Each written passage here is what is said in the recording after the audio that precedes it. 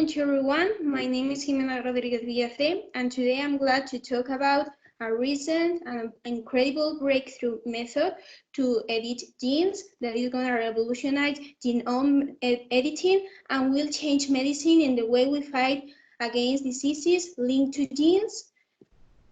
Imagine that you are working on a Word document and you unfortunately make a mistake. What will you do? It's easy. You highlight the wrong part and with the proper tools, you correct it or delete it as simple as easy as that.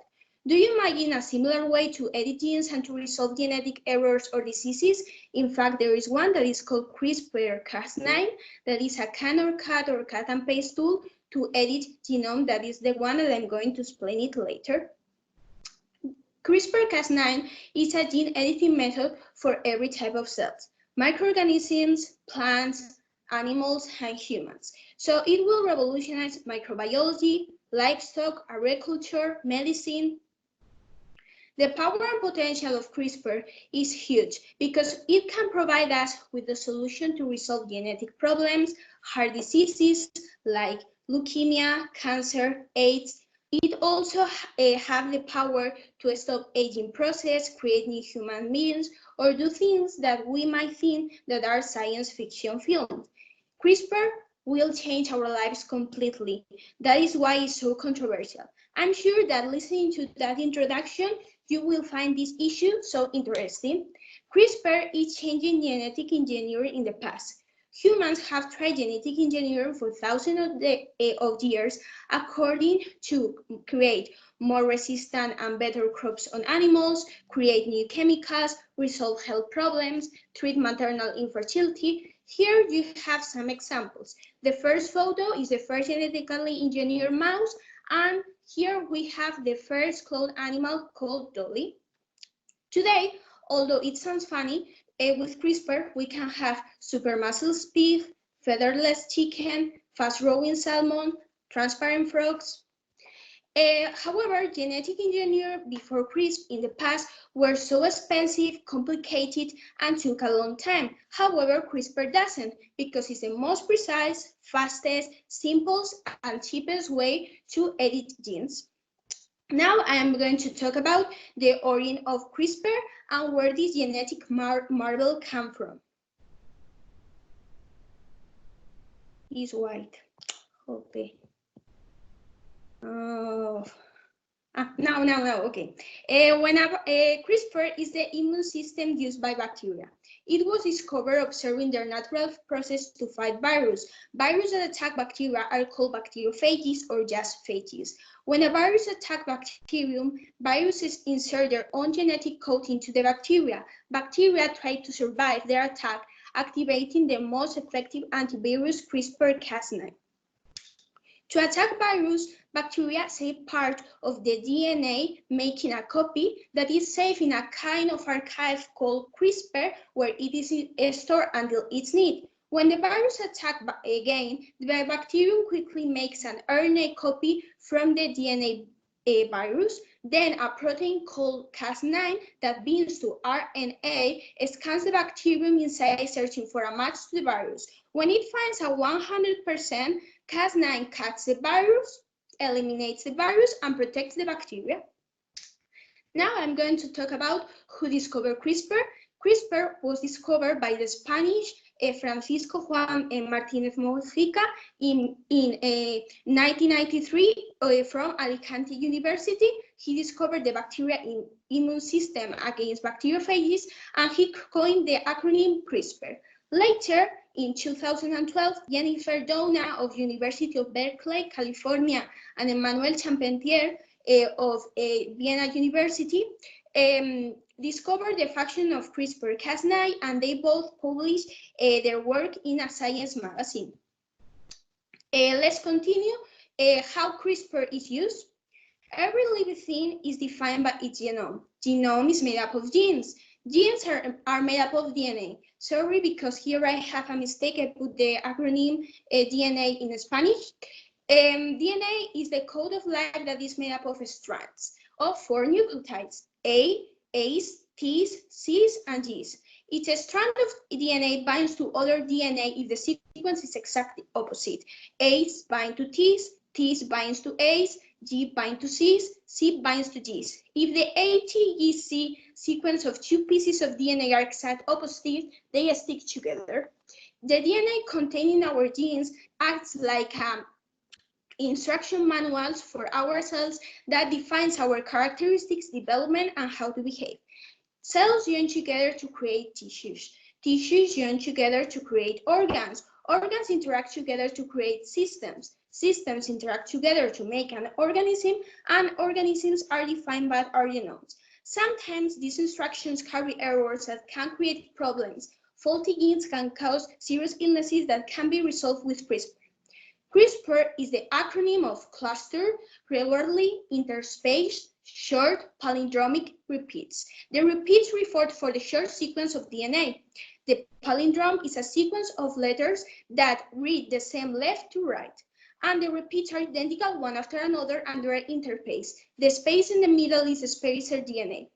CRISPR is made up of two contains that are Cas9 that cut the DNA and the guide RNA that recognizes DNA and binds to Cas9.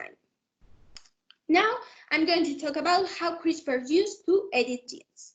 To use CRISPR-Cas9, scientists first have to identify the target DNA, that is the sequence of DNA that is causing the health problems. Then they have to create a guide RNA that matches the target DNA, directs Cas9, and recognizes the target DNA. This complex is introduced into the target cell. When the guide RNA finds a 100% match, Cas9 cuts the target cell. The scientists can edit the gene, modifying it, deleting it, and inserting a new sequence. Let's continue with the ethical issues on CRISPR. CRISPR is a powerful advance in microbiology, but it's more what we don't know than what we know. That is why it's not infallible yet, because there are wrong edits with unwanted results and there are unpredictable consequences with unknown effects that can be visible in the future. So that is why we have to use CRISPR with responsibility and following the ethics and laws. As I said before, CRISPR is the fastest, most precise, cheapest, and easiest way to edit genes, but that can be a risk because in the wrong hands can be used in bioterrorism and biowarfare and can be used to do vaccine-resistant virus, dangerous pathogens, invasive species. So that is why we have to use CRISPR with responsibility and following the laws and ethics. As I said before, some of the applications of CRISPR are in agriculture and livestock. We can use this kind of gene editing to create more resistant crops to pests, to climate change, better resistant to diseases. There are also animals that with CRISPR, they are more resistant, nutritious, fast-growing. In fact, I would like to highlight that scientists have created last mosquito resistant to malaria that can be crucial to lower the rates of malaria in the world. Thanks to gene editing, scientists have found some applications to create new organisms, materials, chemicals, and to resolve environmental problems. But on the other hand, it is important to observe biosafety and biosecurity because we don't know the long-term effects of gene editing in ecosystems, biodiversity, and human health. Maybe the most controversial application of CRISPR is in human gene editing because we can resolve some illnesses linked to genes and heart diseases like cancer, leukemia, AIDS. But at the same time, it's not infallible yet because we don't know the long-term effects and the future consequences that CRISPR can have in the future. That is why gene editing is not allowed in viable embryos because it not only affects the embryo, it also affects the descendants and the human genome. Despite of this, the Chinese scientist He Yuanku created the first gene-edited babies. He carried out his experiment on viable embryos to protect them against AIDS. In November of 2018, he announced his experiment and the birth of twins called Lula and Nana. The scientific community disapproved his action because he had crossed the line of ethics in ethical research, and because of that, he had edited genes in a valuable embryo. There were other methods to obtain the desired result, and he didn't inform the parents about the possible long-term effects of gene editing. As a consequence, he went to prison. He had to pay a fine of 3 million yuan, and he was also fired from the university where he worked as a professor. To end this presentation, I would like to conclude that CRISPR is a great advance in genetics. It will receive a Nobel Prize, but we have to use it in a safe way, following the ethical issues, and in order to make our lives better and to resolve health problems. What I mean is that CRISPR shouldn't be a technique that only a few can afford for superficial purposes, like designing your baby, perfection, youth and beauty, increased capabilities. CRISPR should be a public good, and it should be used on a base of solidarity, and use it with responsibility, because future generations must be grateful for the medical advances carried out in the present. And that's it. I hope you like it, and thank you very much for your attention. Ya está.